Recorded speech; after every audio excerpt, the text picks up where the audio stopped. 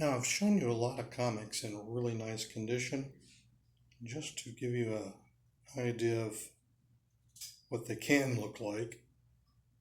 Here's Batman 245. It's a wonderful Neal Adams cover, but as far as condition, maybe good at best.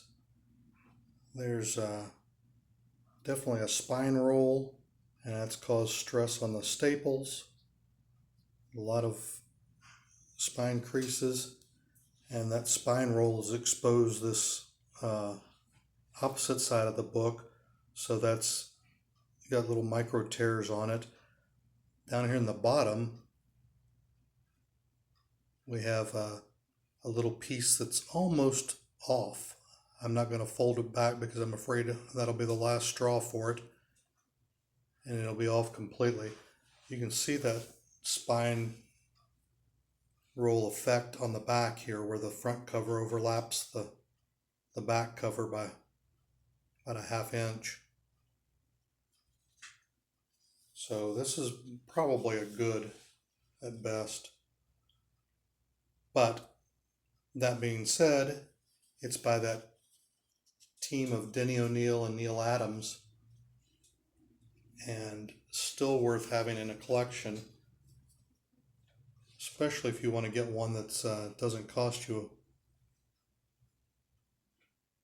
a whole bankroll. There's a look at that Neal Adams. He's inked by Dick Giordano on page 1 and 2. So there's a look at what Dick Giordano's inks would look like.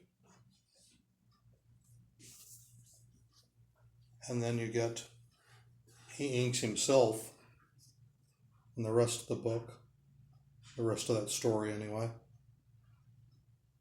So there's what it looks like when Neal Adams does his own inking.